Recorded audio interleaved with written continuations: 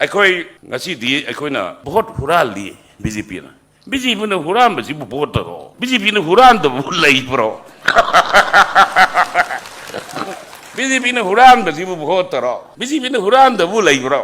ꯑꯩꯈꯣꯏ ꯃꯅꯤꯄꯨꯔꯗꯕꯨ ꯕꯤꯖꯦꯄꯤꯅ ꯚꯣꯠ ꯇꯧꯔꯣ ꯍꯨꯔꯥꯜꯂꯤꯁꯤꯕꯣ ꯂꯝꯕꯤꯕꯨ ꯀꯝꯗꯧꯔꯤꯒꯦ while I'm talking about the road ꯂꯝꯕꯤ ꯀꯝꯗꯧꯔꯤ ꯂꯝꯕꯤ ꯍꯨꯔꯥꯟꯈ꯭ꯔꯦ ꯚꯥꯔꯠꯀꯤ ꯁꯔꯨꯛ ꯑꯣꯏꯔꯤꯕ ꯃꯅꯤꯄꯨꯔꯗ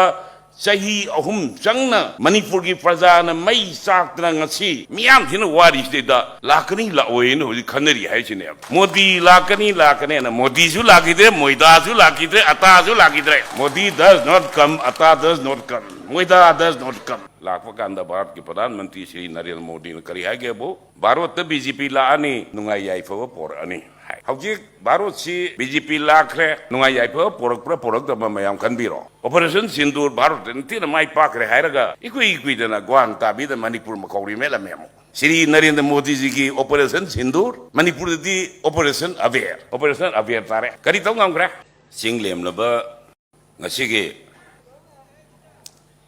थौरम मसीदा थोइदो हेंदोना अथोइबा फमफम दलेंसन बिरिबा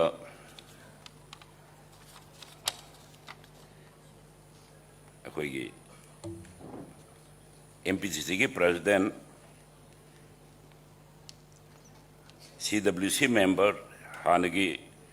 सीएलपी के लीडर हानगी एमपी अदुगा मरुइबा ऑफिस बेयरर सिंह अदुगा अखोइगी लोइना अखोइ कांग्रेस पार्टी की मरुइबा लुसिंगबा दाइ जलेंजलिबा क्वाइ केबिक पुनमक आई मयाम मतम सिगी टाइम की इकोनॉमी दा मयाम पुनमकी मिंग अमदी मरुइबा मयाम दुगो लेना मयाम दा हंगपगी तंजा दो आई लोगजद्रे याम समना आई थमगे आइना ngang सिसु मसी आइना ओइ बोइना ngango हारगदी आइदी वारी लीबगे दु माइना था अमगुंबा चंगनगा nganगदी पेनगदगनी तेन तौगदमीना अदुमाइ समनिंजगे लोइना थोइदो हेंदोंना अखोइगे ngasiगी अखोइगे लेंबीरइबा Shri Saptagiri Shankar Ulaka MP AICC incharge Manipur अमसुंग Shri Christopher Tilok secretary AICC Manipur असिगी रिलेसिदा लेंबीरबो इकाई नबु चरी इकोक नोंजरी लोइना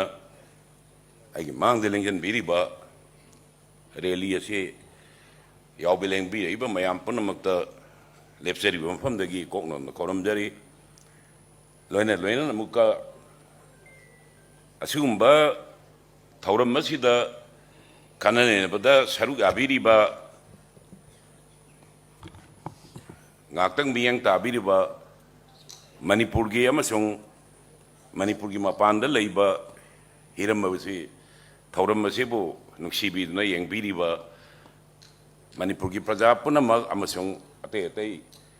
मणिपुर की मपान लेबा प्रजा पुनमकता कांग्रेस पार्टी की कमिटी की माइकैदगी अदुगा थौरम असे सेलिबगी माइकैदगी कोंगनोना खोइ पाइ पुनंगनो खरमजरी लोइनाना मांगदा लेंजलिबा प्रेस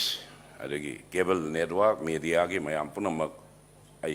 इकोकनो खरमजरी आई याम तेना थम्बन सुमेना खाली मतमजी लेतबनिना अदुबो आईदी वा ngangi दो सि कुइ रे अदु हाइरमगदा हाइरमसु खंगदी आई तजना पीपीआर से तौरते अरु आइना BJP साइबसिदी in sometimes it was happen while I'm giving a statement. I told that criticizing the BJP is just like to beat a rotten cow, a bad and a rotten cow. I statement and then I just what the Janta Party say by the Sangumba, Iroigumba, Apumba, Mother Poo Dunian. Pura Manam Namtira Kadaba Ngangiba ꯆꯩꯔꯤꯕ ꯐꯨꯔꯤꯕ ꯏꯁꯤ ꯃꯅꯝ ꯅꯝꯊꯤꯕ ꯃꯤꯌꯥꯝꯁꯤ ꯃꯅꯝ ꯅꯝꯊꯤꯒꯗꯕ ꯑꯗꯨꯒꯨꯝꯕ ꯄꯣꯠ ꯑꯃꯅꯦ ꯑꯩ ꯍꯥꯟꯅ ꯍꯥꯏꯖꯈ꯭ꯔꯦ ꯑꯗꯨꯅ ꯑꯩꯍꯥꯛ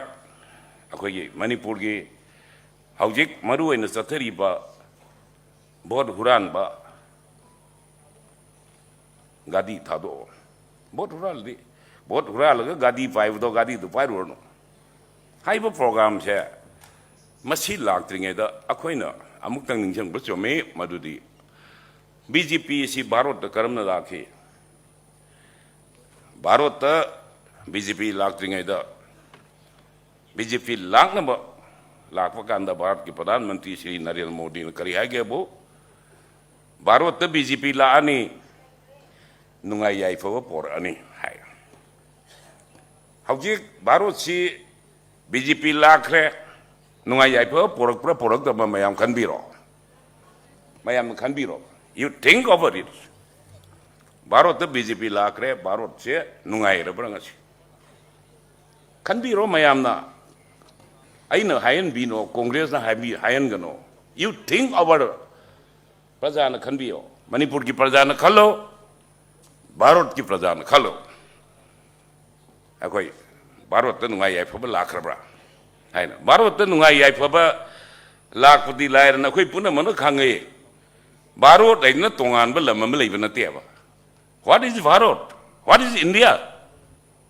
India ꯍꯥꯏꯕꯗꯤ ꯀꯥꯁꯃꯤꯔꯗꯒꯤ Kanyakumari ꯒꯨꯖꯔꯥꯠꯇꯒꯤ Manipur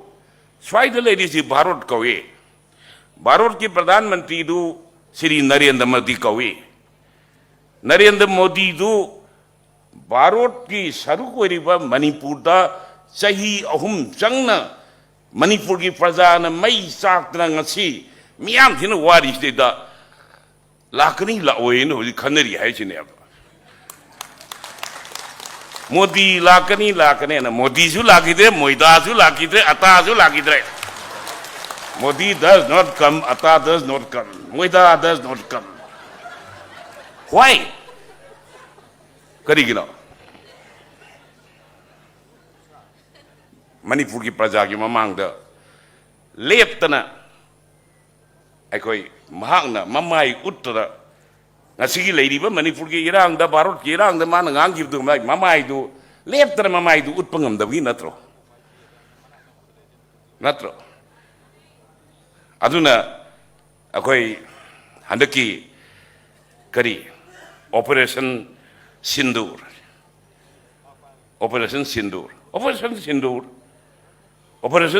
bharat ntina mai pakre hairaga ikui dana gwang tabi da Manipur makauri mela memo what is the operation sindur ki sab meaning do ki artha du kaino Shri Narendra Modi ji की ऑपरेशन सिंदूर मणिपुर दी ऑपरेशन अवेयर तारे करी तो ngam गया सेने आई यम तम थमजगे तेन अखोई ngasi di अखोइना बहुत हुराल दी बीजेपी ने हुरान बसी बहुत रो बीजेपी ने हुरान तो लई प्रो BJP ने हुरान बसी बहुत रो BJP ने हुरान दबु लई ब्रो भारत की संविधान कमदोरबा सिटी खितंग इंटेलेक्चुअल ओइबवनी भारत की संविधान कमदोरबा भारत की संविधान कर माइ छेमी भारत की संविधान करिनो अखोइ मयाम याम नैना तो सु इसम जमना दु खांगे अदो भारत की संविधान कमदोरबा अदुना याना बदा BJP लाकनी नुया याफब लाकनी हायरगा करी तौग्रे भारत की संविधान थुगाइग्रे भारत की संविधान थुगाइरगा मदुना भारत वर्षद ओइरइबा फिबम मयामदो भारत वर्षद ओइरइबा फिबम मयामदो मदुगी सक्तम ओइना मणिपुर दने अखोइ मणिपुर दबु BJP ने बहुत तरो हुरालिसिबो लंबी कमदौरी के while I'm talking about the road lambi kamdo lambi hurangre lambi kamdo labu kamdo grage se matamama da Manipur assembly da labu kanabagi bill sema meba लबु कम दौरी के लबु कना लौर गया बहुत हुरा लिसिबो बहुत हुरा बदुदी अमर वो फौ फरीने अखोई खीरबनी ना नुपी बो हुरा लगदा ना आगे